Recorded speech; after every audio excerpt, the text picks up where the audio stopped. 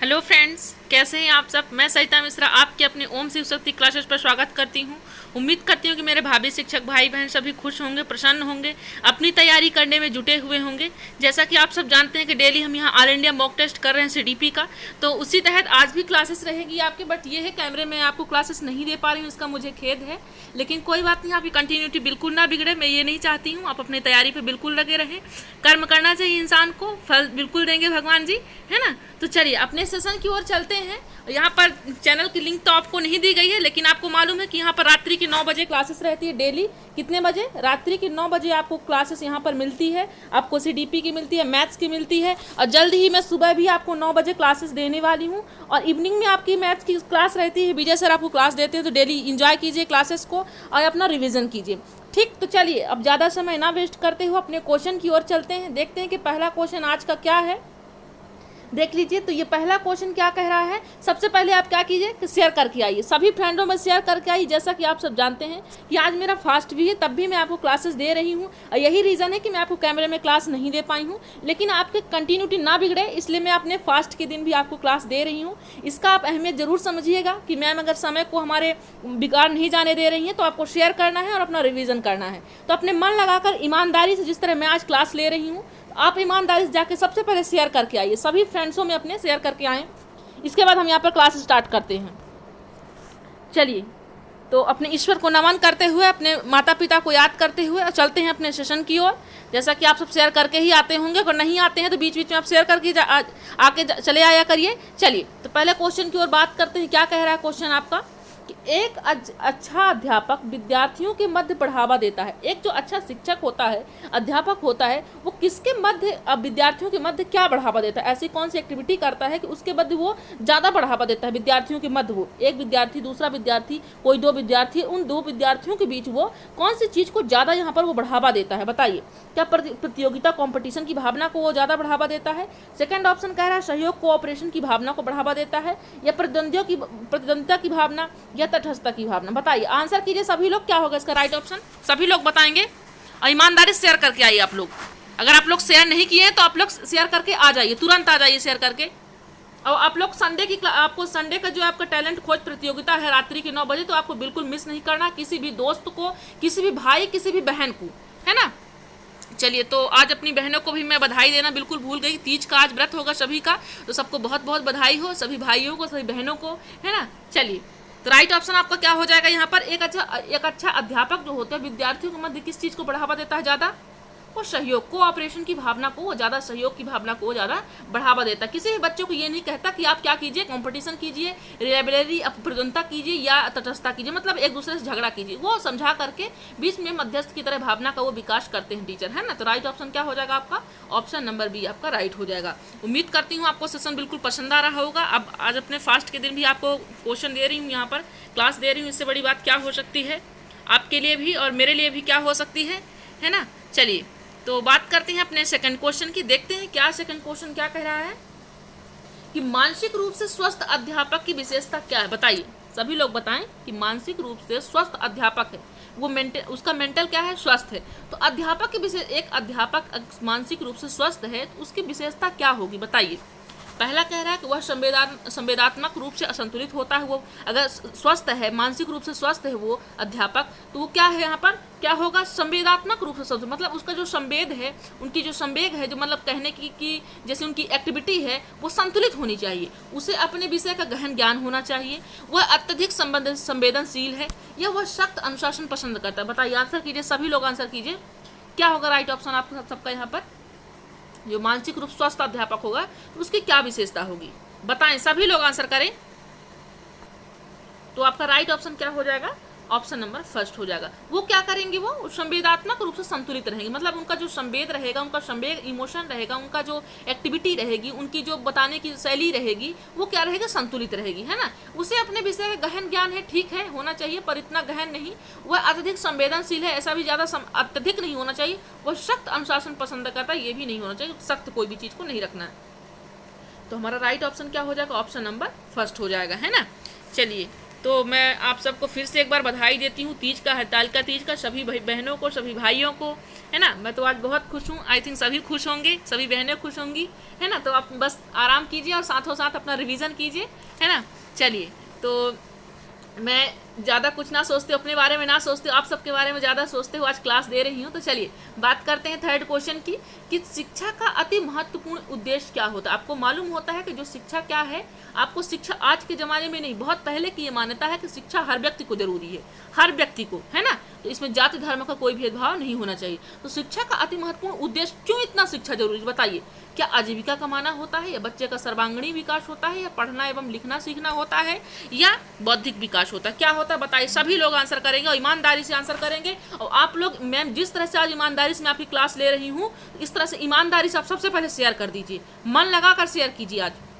आज आपको कोई भी यहाँ पर ईमानदारी अपना नहीं खोएगा। ओम शिव शक्ति क्लासेस पर जिस तरह आज मैम आपको क्लास दे रही हैं अपने फर्स्ट पर भी, तो आप सबको ईमानदारी अपना आज दिखाना है। दिखा दीजिए आज आप अपनी ईमानदारी कि मैम हम आज 50+ यहाँ पर लाइव हैं, अपने फ्रेंड्स को लिए हुए हैं। तो शिक्षा का अति महत्वपूर्ण जो उद्देश्य होता है वो क्या होता है, सर्वांगीण विकास होता है ना। ये नहीं होता कि आपका एक पक्ष का विकास हो, यहाँ पर शिक्षा का जो महत्वपूर्ण होता है, उद्देश्य होता है, वो बच्चे का सर्वांगीण विकास होता है ना। शारीरिक भी होता है, मानसिक भी होता है, सामाजिक भी होता है, नैतिक भी होता है। ये नहीं है कि आपका बस किताबी पढ़े जाए, 100% 90% आपके परसेंटेज आते जाएँ और आपका मोरल डेवलपमेंट ना हो, सोशल डेवलपमेंट ना हो, कल्चरल डेवलपमेंट ना हो। आप सबको यहाँ पर इंक्लूड होना चाहिए एक व्यक्ति में, क्योंकि आपने देखा होगा आपको क्लास में, या आप ही स्वयं कोई भी अदरवाइज अगर पढ़ने में बच्चा अच्छा है, तो कभी आपने ये नहीं देखा होगा वो सिर्फ बच्चा अपने बारे में करता होगा ना, वो हमेशा सबका हित चाहता है ना। तो इस तरह हर व्यक्ति को होना चाहिए, है ना, क्योंकि सर्वांगीण विकास यहाँ पर कंपलसरी है। राइट आपका ऑप्शन नंबर बी हो जाएगा। चलिए, बहुत फास्ट तो नहीं पढ़ा रही हूँ, तो अपनी बात करते हैं नेक्स्ट क्वेश्चन की। देखते हैं क्या है नेक्स्ट क्वेश्चन हमारा यहाँ पर। बताएं, सभी लोग आंसर करेंगे कि बच्चे की जो बुद्धि लब्धि होती, इंटेलिजेंटी क्वांटिटी ऑफ IQ जो होता है, IQ लेवल जो मापा जाता है यहाँ पर, तो जो 90 से 110 के मध्य होता है ना, जो 90 से 110 के मध्य होता है, तो वह क्या कहलाता है। क्या सामान्य बुद्धि वाला व्यक्ति कहलाता है, जिसका IQ कितना हो, 90 से 110 के बीच हो, तो वो सामान्य बुद्धि वाला व्यक्ति कहलाएगा, या प्रखर बुद्धि वाला कहलाएगा, या उत्कृष्ट बुद्धि वाला कहलाएगा, या प्रतिभाशाली व्यक्ति कहलाएगा। बताएं, सभी लोग आंसर करें कि इसका राइट ऑप्शन क्या होगा। जो बच्चे की बुद्धि लब्धि 90 से 110 के मध्य है, तो बताएंगे कि क्या होगा यहाँ पर ऑप्शन। राइट ऑप्शन आपका क्या हो जाएगा, ऑप्शन नंबर ए हो जाएगा, है ना, सामान्य बुद्धि हो जाएगा। रीजन क्यों है आपको बता देती हूँ कि जो बच्चे की बुद्धि लब्धि होती है वो 90 से 110 के जो बीच होती है, तो यहाँ पर क्या कहा जाता है, एवरेज, इसको क्या बोल, एवरेज IQ बोला जाता है। इसके बाद जैसे ही ये एवरेज के बाद क्या आएगा, वेरी सुपीरियर, यहाँ पर सुपीरियर सॉरी आपका उत्कृष्ट आएगा, है ना। 110 के बीच, 110 के बाद जो 120 होता है, 130 होता है, 140 भी होता है, 140+ से भी आगे होता है, तो 110 के बाद जो होता है वो क्या कहलाएगा, सुपीरियर कहलाएगा। और 120 के बाद जो और आगे कहलाएगा 130, 140, तो वो क्या, वेरी सुपीरियर। 140 के बाद आपको जो कहलाता है वो जीनियस कहलाता है, उसको क्या कहते हैं, जीनियस कहते हैं ना। तो यहाँ से क्वेश्चन IQ से बहुत ज्यादा क्वेश्चन बनते हैं, इंटेलिजेंसी से। तो मैं आपको चैप्टर पढ़ा चुकी हूँ, संडे स्पेशल में क्लासेस डली हुई है प्लेलिस्ट में, आप जा करके देख सकते हैं, सभी फ्रेंड्स देख सकते हैं, है ना। तो राइट ऑप्शन आपका क्या हो जाएगा, ऑप्शन नंबर फर्स्ट आपका राइट हो जाएगा। ध्यान रखना है आपको, IQ से जरूर क्वेश्चन आपके बनेंगे, 2 या 3 नंबर से यहाँ से क्वेश्चन हर बार टेट एग्जाम में बनते हैं। चलिए, तो बात करते हैं अपने नेक्स्ट क्वेश्चन की। देखते हैं क्या है हमारा नेक्स्ट क्वेश्चन यहाँ पर। सभी लोग आंसर करेंगे, ईमानदारी से आंसर करेंगे, है ना। चलिए, तो बात करते हैं नेक्स्ट क्वेश्चन की। बताइए यहाँ पर कि सतत एवं व्यापक मूल्यांकन, सतत एवं व्यापक मूल्य जो कंटिन्यूअस कम्प्रिहेंसिव एंड एवल्यूशन होता है, इसमें ब्रॉड, ये जो व्यापक मूल्यांकन यहाँ पर जो होता है, वो व्यापक मूल्यांकन शब्दावली का तात्पर्य क्या होता है, क्यों इसको व्यापक कहा जाता है। इस सतत एवं व्यापक मूल्यांकन में से जो वर्ड व्यापक वर्ड जुड़ा है, तो उसका मतलब क्या होता है। क्या सभी विषयों का मूल्यांकन होता है, या सह शैक्षिक को एजुकेशन एरिया का मूल्यांकन होता है। थर्ड ऑप्शन क्या कह रहा है आपका कि शैक्षिक एवं सह शैक्षिक क्षेत्र का मूल्यांकन होता है। फोर्थ ऑप्शन कह रहा है कि शैक्षिक क्षेत्र का मूल्यांकन। क्या होगा राइट ऑप्शन, आप लोग सभी लोग आंसर करेंगे, बताइए क्या होगा इसका राइट ऑप्शन। इसका राइट ऑप्शन क्या हो जाएगा, ऑप्शन नंबर सी हो जाएगा, है ना, शैक्षिक एवं सह शैक्षिक क्षेत्र का मूल्यांकन। ध्यान दीजिएगा, आपके जितने भी टेट एग्जाम में क्वेश्चन बनते हैं, यहाँ से ये क्वेश्चन जरूर बनता है, व्यापक शब्द का तात्पर्य पूछा जाता है। क्या पूछा जाता है, व्यापक शब्द का तात्पर्य। तो आपका राइट ऑप्शन क्या हो जाएगा, ये आपका शैक्षिक हो जाएगा, है ना। ये आपका शैक्षिक एवं सह शैक्षिक क्षेत्र का मूल्यांकन, दोनों पार्टों में ये इसका मूल्यांकन किया जाता है, शैक्षिक का भी और सह शैक्षिक का भी, है ना, एजुकेशनल कोर एजुकेशन, तो दोनों पक्षों का इसका मूल्यांकन किया जाता है। राइट ऑप्शन आपका क्या हो जाएगा, ऑप्शन नंबर सी हो जाएगा। उम्मीद करती हूँ आपको सेशन पसंद आ रहा होगा, है ना। चलिए सभी लोग आंसर करेंगे, और आपको ध्यान रखना है कि संडे की जो यहाँ पर टैलेंट खोज प्रतियोगिता होती है रात्रि के 9 बजे, तो किसी भी दोस्त को, किसी भी बहन को, किसी भी भाई को मिस नहीं करना है। आप लोगों को ध्यान रखना है इस चीज़ को, ठीक है। और आपको रजिस्ट्रेशन की मैं यहाँ पर लिंक देती रहूँगी बीच बीच में कमेंट में, तो आप लोग सभी लोग रजिस्ट्रेशन करा लीजिए, है ना, गूगल फॉर्म पे।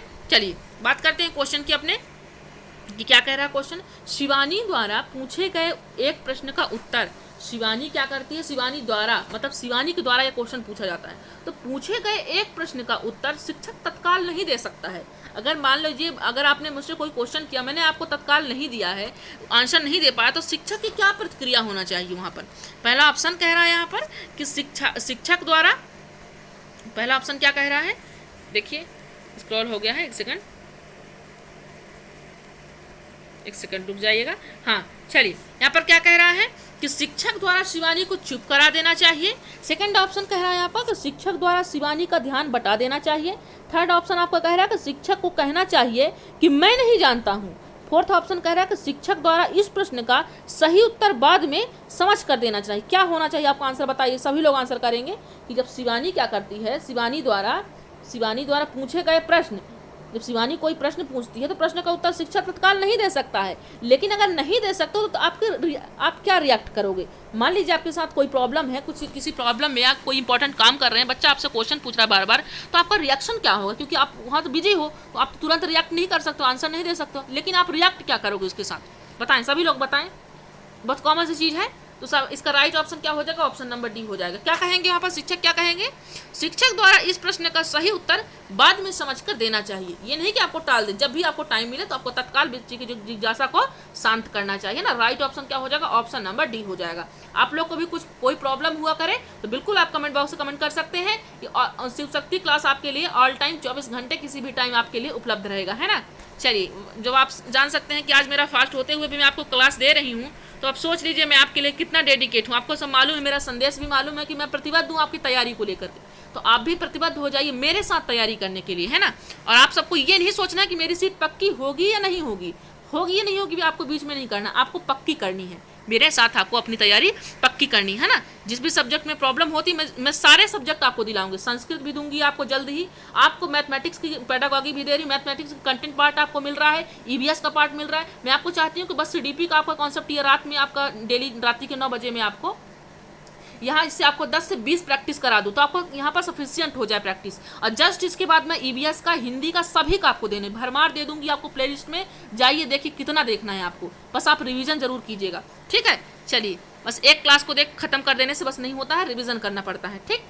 चलिए, बच्चे की जिज्ञासा शांत करनी चाहिए। यहाँ पर पूछा गया कि बच्चे की जिज्ञासा शांत करनी चाहिए। अगर बच्चा कुछ क्वेश्चन पूछ रहा, तो देखिए उसी टाइप का क्वेश्चन बना हुआ है ये, तो ध्यान दीजिए इस टाइप का भी क्वेश्चन बन सकता है जिज्ञासा से रिलेटिव।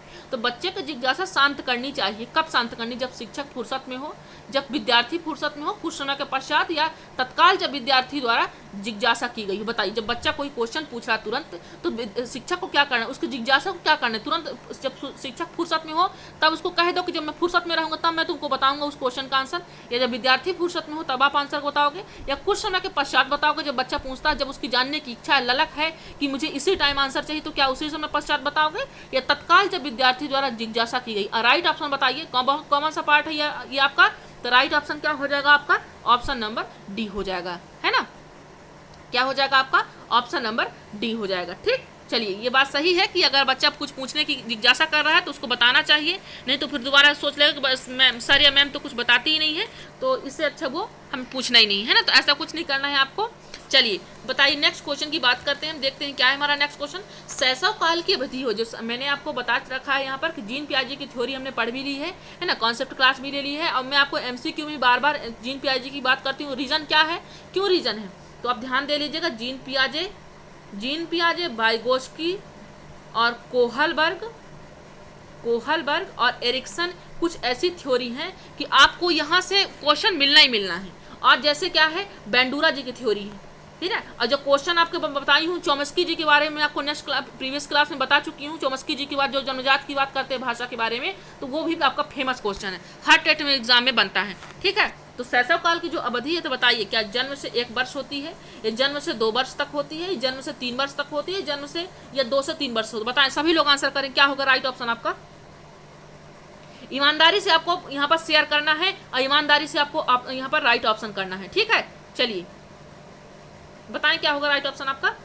तो आपका राइट ऑप्शन हो जाएगा ऑप्शन नंबर बी हो जाएगा। आपको मालूम है कि शैशव काल की अवधि जो जीन पियाजे ने थ्योरी दी है, तो पहले सेंसरी मोटर एज बताया है जो 0 से 2 वर्ष बताया है ना। तो 0 नहीं बोलेंगे, कोई भी उम्र 0 नहीं होती, जन्म से 2 वर्ष, ठीक है। जन्म से 2 वर्ष, फिर आपको 2 से 7 वर्ष है ना, पूर्व संक्रियात्मक। 7 से 11 आपकी मूर्त है और 11 से 15 की आगे की एज जो बताई गई है वो अमूर्त अवस्था कहलाती है। तो यहाँ पर क्या हो जाएगा आपका right option, option number B आपका राइट हो जाएगा। चलिए, तो उम्मीद करती हूँ आपको समझ में आ रहा होगा, नहीं आ रहा होगा तो बिल्कुल बताइएगा, है ना। तो थोड़ा आज टेक्निकल थोड़ा इशू था, तो मैं कैमरे पे आपको क्लास नहीं दे पाई हूँ, तो इसलिए आप बिल्कुल अपनी संख्या यहाँ पर कम नहीं करना है किसी को भी, है ना। मैं बिल्कुल आपके पास हूँ, आप ये मत सोचिए कि आज मैम कैमरे पे नहीं है तो मैं कुछ भी आप यहाँ स्किप करके चल जाए, बिल्कुल ऐसा नहीं करना है। मेरे सभी साथी मेरे दिल में है, मेरे पास हैं, इसीलिए मैं क्लास ले रही हूँ, है ना। अगर आप लोग दूर होते तो मैं बिल्कुल क्लास नहीं लेती, ठीक। चलिए, वैसे भी मैं आप लोग को एक दिन में एक बार बात नहीं करती हूँ, आप लोग को पढ़ाती नहीं हूँ, तो मुझे भी खुद को अच्छा नहीं लगता, तो इसीलिए मैं चाहती हूँ कि आपका सेशन भी बिल्कुल यहाँ पर कंटिन्यूटी ना बिगड़े। चलिए, तो बात करती हूँ अपने क्वेश्चन की कि विकास जो होता है वो किस ओर बढ़ता है, बताइए। इस क्वेश्चन के शायद हमने डिस्कस कर चुका है पिछली क्लास में, तो फिर भी आप बताइए, आंसर कीजिए कि विकास जो है किस ओर बढ़ता है, सामान्य से विशिष्ट की ओर, जटिल से कठिन की ओर, विशिष्ट से सामान्य की ओर, साधारण से आसान की ओर। सभी लोग आंसर करेंगे और ईमानदारी से आंसर करेंगे। तो क्या हो जाएगा इसका right option, option number first हो जाएगा। रीजन क्या है, जो आपका विकास होता है वो सामान्य से विशिष्ट की ओर होता है। पहले छोटे छोटे पार्ट विकसित होते हैं, इसके बाद फिर बड़े पार्ट होते हैं। जटिल कठिन ऐसा कुछ नहीं है, विशिष्ट और सामान्य ऐसा कुछ नहीं है ना। साधारण आसान यहाँ पर ऐसी कोई बात नहीं है, सामान्य से विशिष्ट आपका विकास चलता है ना। पहले आपके छोटे छोटे पार्ट विकसित होते हैं, फिर आपके बड़े पार्ट विकसित होते हैं ना। चलिए, तो राइट ऑप्शन आपको मालूम हो गया। बात करते हैं अपने नेक्स्ट क्वेश्चन की, देखते हैं क्या नेक्स्ट क्वेश्चन कह रहा है। देखिए, जब एक वयस्क, ये देख लीजिए कि वाइगोत्स्की जी की थ्योरी से क्वेश्चन लिया गया है। कहाँ से, वाइगोत्स्की जी को। देखिए इस टाइप का क्वेश्चन बनता है, जब वयस्क सहयोग से सामंजस्य कर लेता है। जब वयस्क बच्चा क्या करता है, जब सहयोग से उसको क्या मिलता है, सहयोग से, और उसने जब वयस्क को सहयोग मिला, जब यहाँ पर वयस्क को सहयोग मिल रहा है और इस सहयोग से वो क्या किया, सामंजस्य कर लेते हैं, तो वे बच्चे के वर्तमान स्तर के प्रदर्शन को संभावित क्षमता के स्तर के प्रदर्शन की तरफ प्रगति क्रम को सुगम बनाते हैं। इसे क्या कहा जाता है, बताएं। सभी लोग आंसर करेंगे, बताइए।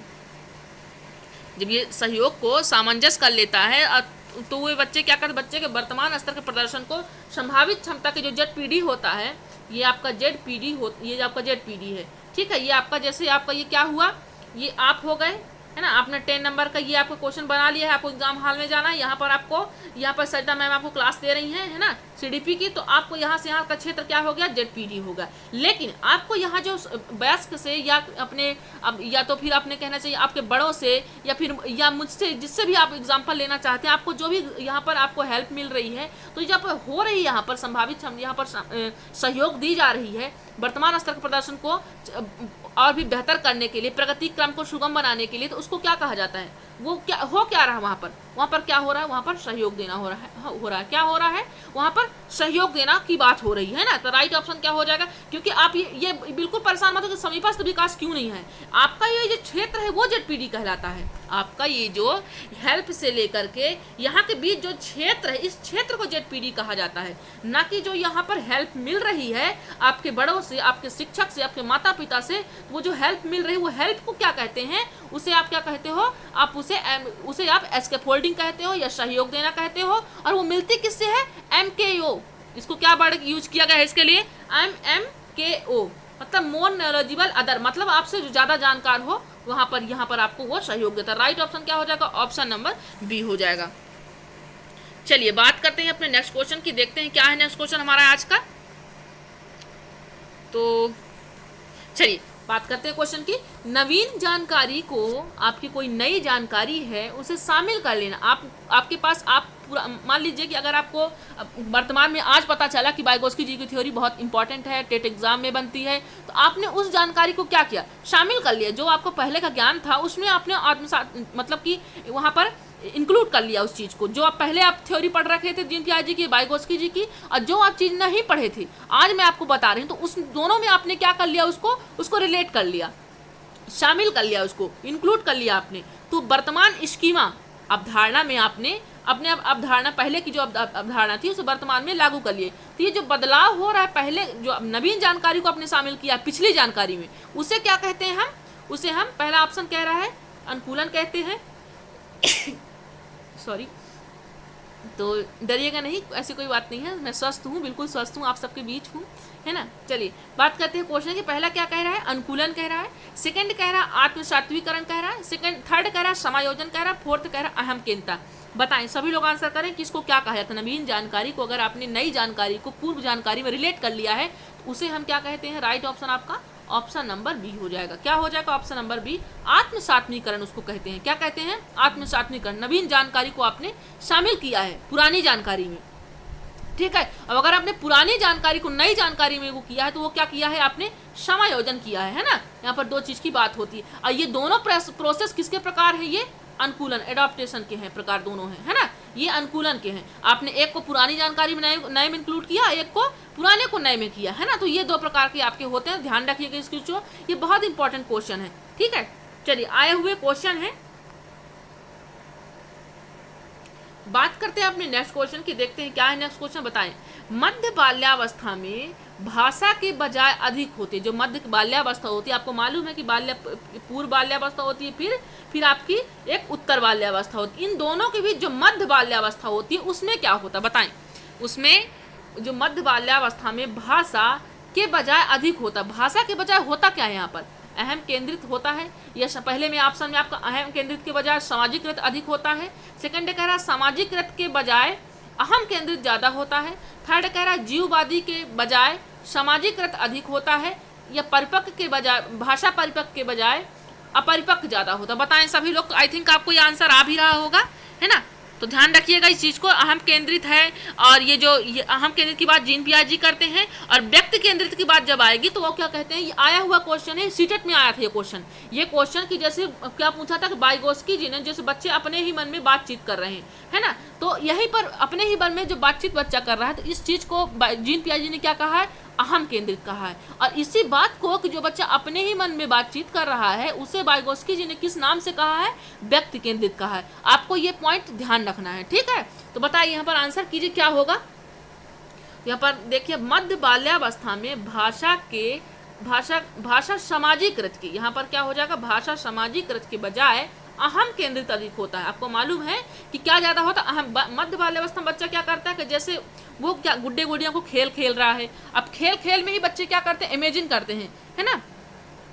कोई दादा बनेगा, कोई परदादा बनेगा, कोई मम्मी तो कोई पापा, ऐसे करके वो इमेजिन करके वहाँ पर टोलियों में गेम खेलते हैं। छोटे छोटे बच्चे होते हैं, मध्य बाल्यावस्था की है, तो अहम केंद्रित फिर स्वयं ही में नाटक करते हैं ना। वो अगर अब जैसे आपने क्या किया, आपके दादा हैं दादी हैं, तो आपने उनसे बातचीत नहीं कर पाए, ठीक। अब बच्चे क्या करते हैं? जो बाल्यावस्था के बच्चे होते हैं या मध्य बाल्यावस्था के जो बच्चे खेलते हैं, उन्हीं रोल को, उन्हीं सेंटेंसों को वहाँ पर प्रयोग करते हैं जो उनको घर में यूज किया जाता है। ध्यान दीजिएगा, ये मत सोचिए कि बच्चा कुछ नहीं जानता। हम बच्चे कुछ भी कहते हैं ना, बच्चा कुछ नहीं जानता, इफेक्ट नहीं। बच्चे जब खेलती हैं उसी चीज को वहां पर प्रयोग करते हैं। तो राइट ऑप्शन आपका क्या हो जाएगा? ऑप्शन नंबर बी आपका राइट हो जाएगा। चलिए तो बात करते हैं अपने नेक्स्ट क्वेश्चन की।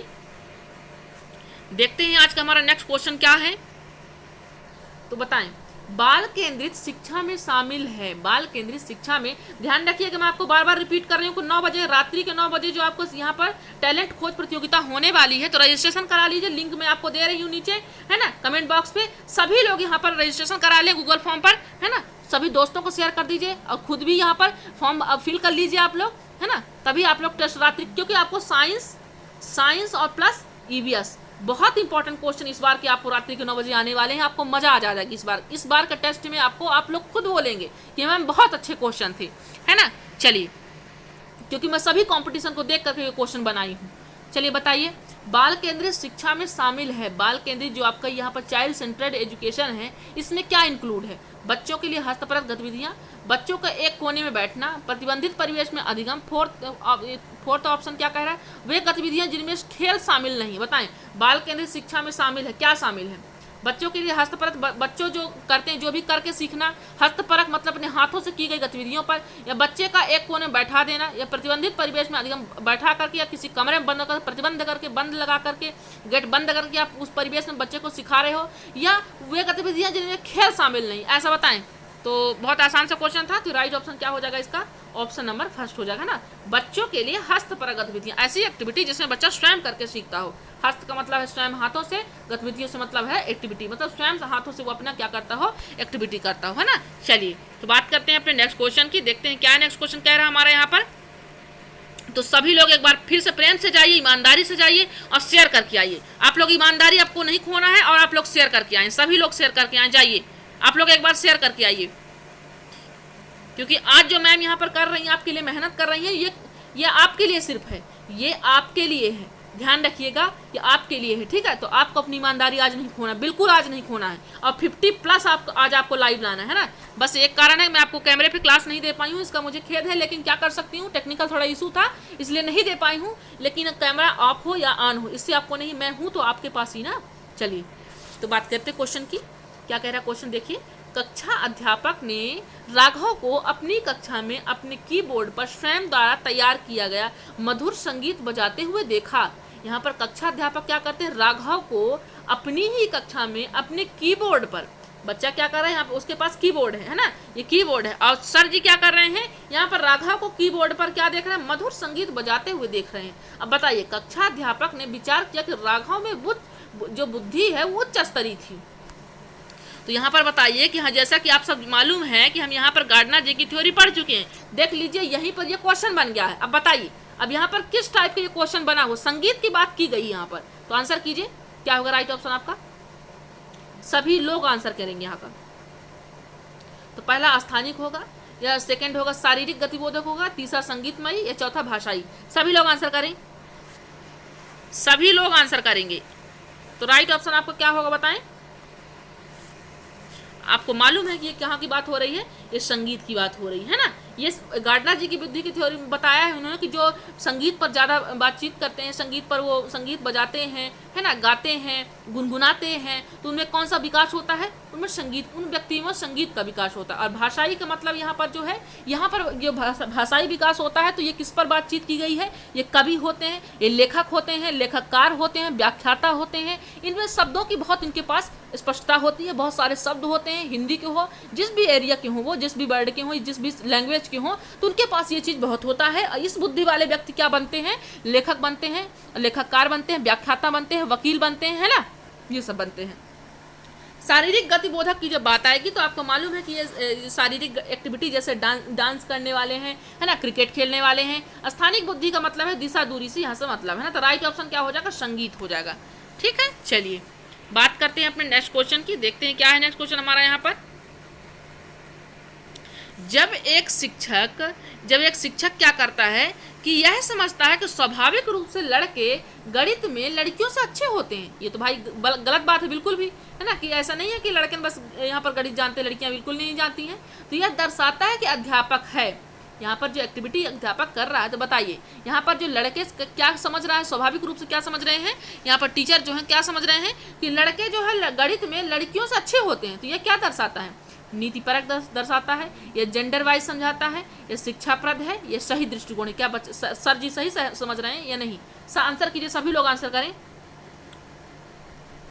तो क्या होगा आपका राइट ऑप्शन, बताएं सभी लोग।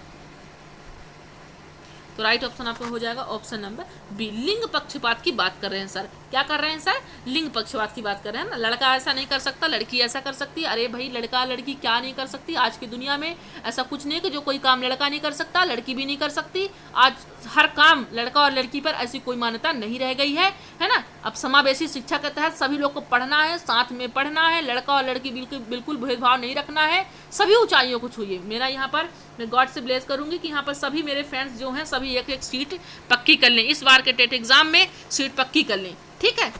तो चलिए कुछ एग्ज़ाम जो जैसे अभी लॉकडाउन चल रहा है, तो अभी कोरोना भी नॉर्मल नहीं हुआ है, तो आगे पीछे थोड़ा डेट हो सकती है आप सबकी। मैं एक वीडियो बनाने वाली हूँ आप सबके लिए कि सीटेट और एमपी-टेट, यूपी-टेट, रीट क्या ये सब हो सकते हैं या नहीं हो सकते, मैं इस सब पर एक वीडियो बनाने वाली हूँ, है ना। तो आप लोग बस फ्री होकर पढ़ाई कीजिए, है ना, बिल्कुल किसी के बहकावे में आने वाले नहीं हैं आप लोग, ना आइए, क्योंकि आप लोग किससे जुड़ चुके हैं, ओम शिव शक्ति क्लासेस से, ओम शिव शक्ति क्लासेस से, है ना। तो आपको बिल्कुल टेंशन लेने की जरूरत नहीं, शिव जी आपके साथ हैं, मैं आपके साथ हूँ, हर पल आपके साथ हूँ, ठीक है। चलिए ये सेशन आपका है, आप जब चाहें आप इसको प्लेलिस्ट पे जाकर के ओपन करके देख लीजिए, टेलीग्राम पे जुड़ जाइए। चलिए बात करते हैं क्वेश्चन की अपने, कि बताएं यहाँ पर केवल शब्द वर्ड यूज किया गया, केवल कागज पेंसिल जांचों द्वारा आकलन। जैसे आपने क्या किया, वनली क्या किया, रिटर्न आपने कोई आकलन लिया, असेसमेंट जो आप कर रहे हैं बच्चे का, टेस्ट ले रहे हैं बच्चे का, वनली क्या कर रहे हैं, रिटर्न ले रहे हैं। तो अगर आप रिटर्न लेते हैं तो ये क्या कह रहा है, सकल आकलन को बढ़ाता है, ये सकल आकलन को, या यहाँ पर आकलन को सीमित कर देता है, ये समग्र मूल्यांकन को सुविधा प्रदान करता है, निरंतर मूल्यांकन को सुविधा प्रदान करता है। बताएं सभी लोग आंसर करें, क्या होगा इसका राइट ऑप्शन। तो ये जो केवल वर्ड, पहली बात तो आपका केवल वर्ड क्या है, निगेटिव टर्म्स है। ये क्या है आपका, निगेटिव टर्म्स है। किसी भी टेट एग्जाम में केवल शब्द, मात्र शब्द यूज नहीं किया गया, ध्यान रखिएगा। इससे आपका क्वेश्चन क्या हो जाता है, रॉन्ग हो जाता है। बात यहाँ पर किसकी की गई है, कागज और पेंसिल की बात की गई। कागज पेंसिल जब आपका सीमित कर दिया जाए कोई चीज़ की, नहीं बस इतना ही करना है, तो वो यहाँ को क्या कर देता है, ये केवल वर्ड यूज कर दिया गया है, तो ये आकलन क्या कर दिया गया है, सीमित कर दिया गया है। जैसा कि आप सबको मालूम है कि जो आकलन का उद्देश्य है वो व्यापक है ना, तो यहाँ पर व्यापक होना चाहिए, केवल तक यहाँ पर सीमित नहीं करना है। तो राइट ऑप्शन क्या हो जाएगा, तो ये जब कागज और पेंसिल जांच हो रही है, कागज पेंसिल बस से जांच हो रही है, तो वो क्या हो रहा है, वहाँ पर आकलन को सीमित कर दिया जा रहा है ना। तो राइट ऑप्शन आपका क्या हो जाएगा, ऑप्शन नंबर बी आपका राइट हो जाएगा। चलिए बात करते हैं अपने नेक्स्ट क्वेश्चन की, देखते हैं क्या है हमारा नेक्स्ट क्वेश्चन, बताएं। तो मैं बार बार कह रही हूँ कि आप लोग शेयर करके आइए, ईमानदारी से शेयर करके आए, सभी फ्रेंड शेयर करके आइए, जाइए आप लोग शेयर करके आइए, एक सेकंड निकालिए और अपना शेयर करके आए सभी लोग। मैं आज आप लोग को बिल्कुल नहीं छोड़ने वाली, कि मैं 50 आपको को आज लाइव लाना है, 50 प्लस आज आपको लाइव लाना है ना, क्योंकि आज जो मैं मेहनत कर रही हूँ आप सबके लिए कर रही हूँ, तो बिल्कुल आज आपको मेरे लिए काम करना होगा, आज मेरे लिए शेयर करना होगा, ठीक।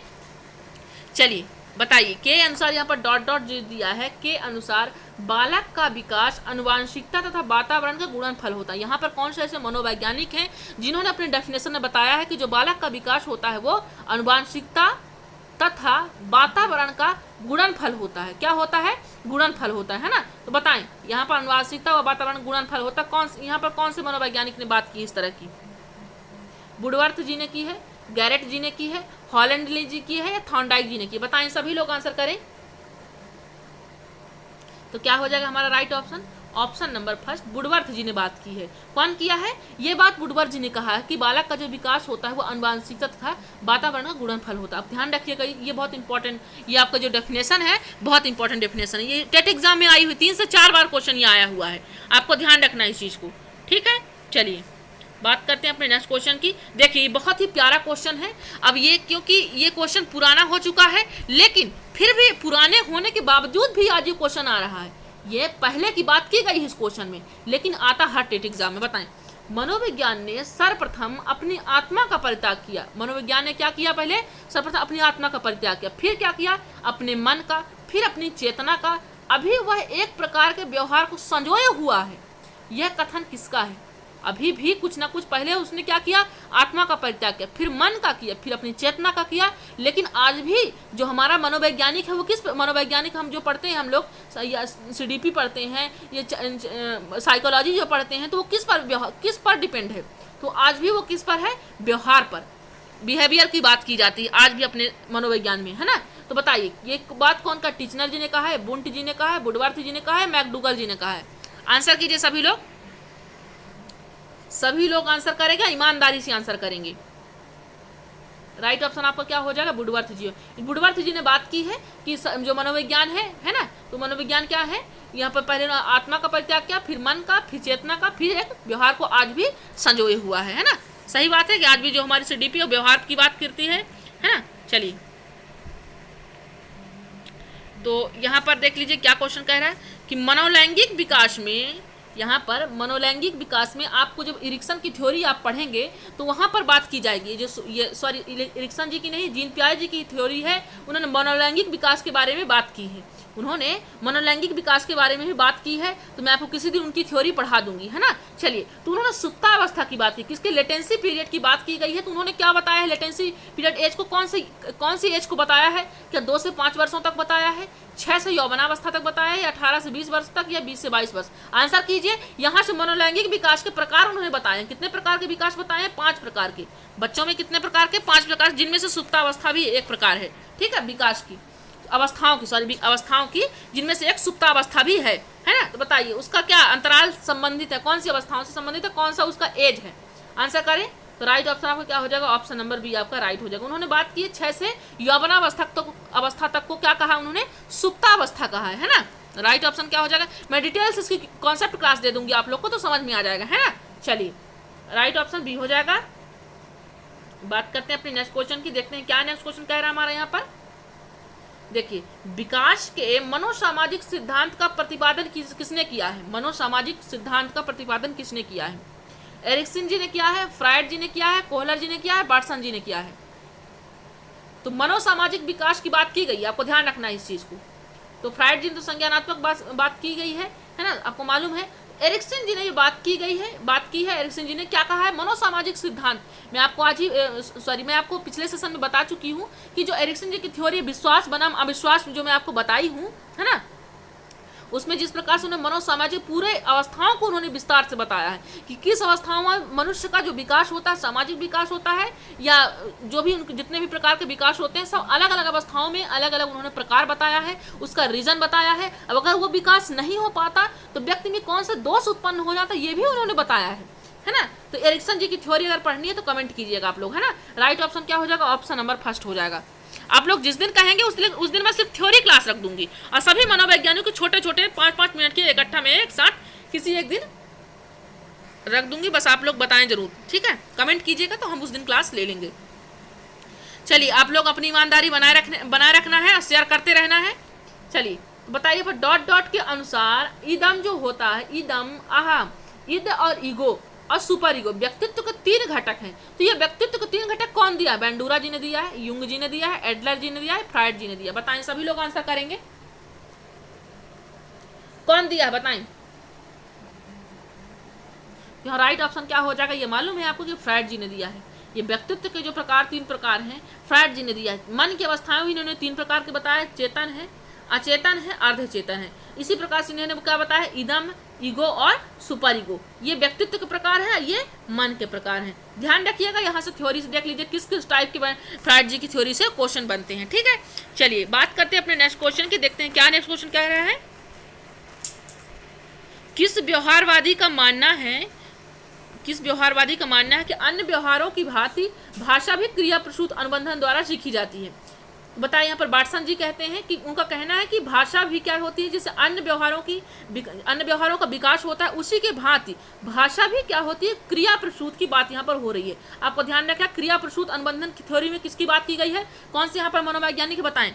तो बाटसन जी हैं, स्किनर जी हैं, या गुथरी जी हैं, या थॉर्नडाइक जी हैं। बताएं, आंसर कीजिए सभी लोग।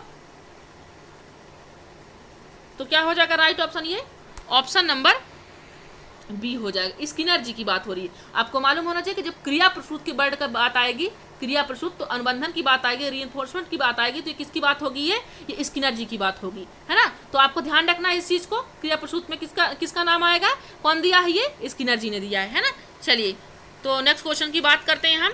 तो अपने यहाँ पर जो संडे को आपका टैलेंट खोज प्रतियोगिता होने वाली है, तो सभी दोस्तों को आप इनवाइट कर दीजिए, बता दीजिए कि यहाँ रात्रि के 9 बजे साइंस प्लस ईवीएस का यहाँ पर टेस्ट होने वाला है, टैलेंट खोज प्रतियोगिता। यहाँ पर 10 विद्यार्थी यहाँ पर चुने जाते हैं लकी ड्रॉ में, है ना, उनको पुरस्कार भी दिया जाता है। तो आप सभी शामिल हो जाएं, और यहाँ पर जो मैं लिंक दे रही हूँ, क्लिक करके आप यहाँ पर फॉर्म फिल कर लीजिए। चलिए क्वेश्चन की बात करते हैं, क्या कह रहा है क्वेश्चन आपका, कि पढ़ाते समय सामान्य कक्षा में, जब आप पढ़ा रहे हो कोई सामान्य कक्षा में, तो अध्यापक का सर्वाधिक ध्यान किस मनोवैज्ञानिक तथ्य पर होना चाहिए। जैसे मैं आपकी क्लास ले रही हूँ, आपकी क्लास लेते हैं, जैसे कैमरे पे जब आपकी क्लास लेती हूँ, या तो अभी आप तो सामने नहीं है, मैं आपसे बातचीत नहीं कर पाती हूँ, सिर्फ चैट कर पाती हूँ, बातचीत जैसे आपने कमेंट किया तुरंत रिप्लाई नहीं कर पाती हूँ, करती हूँ तो मैं सिर्फ कमेंट के द्वारा करती हूँ। और जिस दिन जल्दी ही हमारी लाइव क्लास भी मिलने वाली है, तो अगर हम लाइव क्लास जैसे मिल गया हमको, हम बातचीत कर रहे हैं, तो वहाँ पर सबसे ज़्यादा हमें ध्यान किस पर रखना है, मनोवैज्ञानिक। या फिर आप एग्जाम्पल ले लीजिए, क्लास का आप ले लीजिए, या फिर आप ऑफलाइन क्लास की ले लीजिए। तो आपको वहाँ पर जब क्लास में पढ़ा रहे हो, तो मैंने वहाँ पर ऐसा कौन सा यहाँ पर तथ्य होना चाहिए जो कंपलसरी है, बताइए, और आपको सर्वाधिक ध्यान देना है उस पर। सभी लोग बताएं। पहला ऑप्शन क्या कह रहा है, शिक्षण तकनीक कह रहा है। सेकेंड क्या कह रहा है, शारीरिक क्षमता कह रहा है, या दैविक भिन्नता कह रही है, इसी को व्यक्तिगत भिन्नता कहते हैं। फोर्थ क्या कह रहा है, पारिवारिक स्थिति। बताइए, तो आपको क्लास में पढ़ा रहा है तो आपको पारिवारिक स्थिति से कोई लेना देना है नहीं, है ना। हाँ, आपको ये जरूर है कि बच्चा किस हिसाब से आ रहा है, मतलब कहने का कि किस एरिया से आ रहा है, क्या उसको उस चीज़ में सारी फैसिलिटी मिल रही है पढ़ाई के लिए, है ना। आपका उसको बैकवर्ड नहीं देखना है कि उसका स्टेटस देखना है ना। तो ये पारिवारिक स्थिति जरूर देखना है, लेकिन उसका रीजन ये है कि आपको उस हिसाब से उसका पिछड़ापन दूर करना है ना। ये शारीरिक क्षमता या शिक्षण तकनीक या व्यक्तिगत भिन्नता। राइट ऑप्शन बताएं क्या होगा। तो राइट ऑप्शन आपका हो जाएगा ऑप्शन नंबर सी हो जाएगा। आप व्यक्तिगत भिन्नता देखें कि उसकी व्यक्तिगत क्षमता क्या है ना। पढ़ाते समय हर एक व्यक्ति, क्योंकि आपको हर बच्चे को पढ़ाना है, पर्टिकुलर किसी एक व्यक्ति को नहीं पढ़ाना, तो सभी की क्षमताओं को, कोई बच्चा बहुत स्पीड से समझ जाता है, कोई बच्चा बहुत धीरे समझता है। तो आपको ये नहीं करना है किसी एक बच्चे को लेकर के जो फास्ट चल रहा है बस उसी को पढ़ाते चलें। आपको सबको लेकर के समावेशी कक्षा के तहत आपको समान रूप से चलना है साथ में, है ना। चलिए, तो राइट ऑप्शन क्या हो जाएगा, ऑप्शन नंबर सी आपका राइट हो जाएगा। आपको शारीरिक क्षमता उसकी जान करके क्या करना है, हाँ, आपको पिछड़ापन दूर करने में आपको सहायक जरूर हो सकता है। चलिए बात करते हैं नेक्स्ट क्वेश्चन की। क्या कह रहा है नेक्स्ट क्वेश्चन, देखिए। व्यक्ति में उन मनोशारीरिक अवस्थाओं का गतिशील संगठन, व्यक्ति में क्या है, उन मनोशारीरिक अवस्थाओं का गतिशील संगठन जो उसके पर्यावरण के साथ अद्वितीय सामंजस्य निर्धारित करता है। ये कहलाता है, क्या कहलाता है बताएं। जो उसके मनोशारीरिक अवस्थाओं का गतिशील संगठन उसके पर्यावरण की, जो उसको इन्वायरमेंट में क्या मिलता है, उसको संगठन मिलता है उसको उसकी अवस्थाओं में, तो उसके साथ अद्वितीय सामंजस्य निर्धारित करता है जो, तो क्या कहलाता है, व्यक्तित्व कहलाता है या समायोजन कहलाता है, संवेदना कहलाता है। फोर्थ ऑप्शन कह रहा है चरित्र कहलाता है। क्या कहलाता है बताएं, सभी लोग आंसर करें। तो क्या हो जाएगा वो आपका व्यक्तित्व कहला जाएगा। क्या कहलाएगा, आप किस हिसाब से किस लोगों के बीच उठन बैठन है आपका, किससे बातचीत करते हो, किससे ज़्यादा आपकी मेल खाती है ना। तो जैसे आप कुछ बच्चे ऐसे क्लास में कई टाइप के बच्चे होते हैं, कुछ पढ़ने वाले होते हैं, कुछ शरारती करने वाले बच्चे होते हैं। तो आपको किसके साथ एडजस्ट करना है, यहाँ पर सामंजस्य निर्धारित करना है। तो ये आपका सब, जो आप कुछ बच्चे जैसे होते हैं कि शरारती बच्चों से उनकी मेल खाती है, तो वो सब क्या कर रहे हैं, अपना सामंजस्य स्थापित करते हैं, क्योंकि सामने दूसरे वाले बच्चे से उनका सामंजस्य स्थापित नहीं हो पाता है। लेकिन आपको ऐसा नहीं करना है, सभी के साथ रहना है, सभी को समझाना है ना। क्योंकि यहाँ पर क्या है, यहाँ पर लाइव क्लास भी मिल रही है, तो आपको सिर्फ पढ़ाई करना है ना, यहाँ पर मस्ती नहीं करना है। तो राइट ऑप्शन क्या हो जाएगा आपका, ऑप्शन नंबर फर्स्ट हो जाएगा, है ना। चलिए, तो आज बस इतने ही क्वेश्चन थे, ठीक है। उम्मीद करती हूँ आज का सेशन आपको बिल्कुल पसंद आया होगा। और रात्रि के 9 बजे संडे को आपको जो होने वाला है टैलेंट खोज प्रतियोगिता, रात्रि कितने बजे होंगे, 9 बजे होंगे, ठीक है। साइंस प्लस ईवीएस होगा। तो आपके किसी भी दोस्त रह ना जाएं, है ना। अगर रह जाते हैं तो आप उन्हें जरूर मैसेज दे दीजिए, व्हाट्सअप कीजिए, फेसबुक में आप उन्हें स्टेटस में दे दीजिए, लेकिन उन तक लिंक जरूर पहुंचा दीजिएगा, ठीक है। देख लीजिए उनकी भी तैयारी कैसी है। हमें ये मतलब नहीं है कि वो हमारे चैनल से पढ़ रहे हैं या कहीं और से पढ़ रहे हैं। हमारा मकसद है वो अपनी तैयारी को आंकें, ठीक है। हमें आपको यहाँ पर हर बार 5 या 10 मिनट में आपको कमेंट बॉक्स में लिंक देते रहेंगे जैसे आपकी क्लास चलेगी। तो आप सब यहाँ पर अपने लिंक से रजिस्ट्रेशन अवश्य करें और सभी दोस्तों को इनवाइट कर दें, उन्हें बता दें, ठीक है। क्योंकि जो साइंस और ईवीएस के क्वेश्चन होंगे बहुत दमदार क्वेश्चन होने वाले हैं। बस आप लाइव होकर के देखिएगा जरूर और पूरा अंत तक बने रहिएगा, ठीक है। चलिए, तो आज के लिए बस इतनी ही क्लासेस थी, ठीक है, इतने ही क्वेश्चन थे। तो यहाँ पर कमेंट बॉक्स में हमने पिन भी कर दिया है, जो ये रजिस्ट्रेशन का लिंक है तो हमने कमेंट बॉक्स पे पिन कर दिया, तो आप जाकर के वहाँ भी चेक कर सकते हैं, ठीक है। चलिए, अगर कोई प्रॉब्लम आती है तो मेरा नंबर भी है, तो आप नंबर से भी हमें डायरेक्ट कॉन्टेक्ट कर सकते हैं। हम आपको नंबर भी कमेंट बॉक्स पर दे देंगे, ठीक है। हमारा नंबर क्या है, 91 65 89 94 52, ठीक है। ये आपका नंबर है ओम शिव शक्ति क्लासेस का। कितना है, 91 65 89 94 52 है, ठीक है। तो आपको कोई भी प्रॉब्लम हो तो आप यहाँ से कांटेक्ट कर सकते हैं, ठीक है। चलिए, ओम शिव शक्ति क्लासेस से तो आज के लिए बस इतना ही। उम्मीद करती हूँ आज का सेशन आपको बिल्कुल अच्छा लगा होगा। अब अपनी तरफ से पूरी कोशिश की होगा। कोई प्रॉब्लम होगी तो बिल्कुल कमेंट बॉक्स में बताइएगा, नेक्स्ट सेशन में उसका सोल्यूशन देखा जाएगा, ठीक है। चलिए, आज के लिए बस इतना ही। जय हिंद, जय भारत।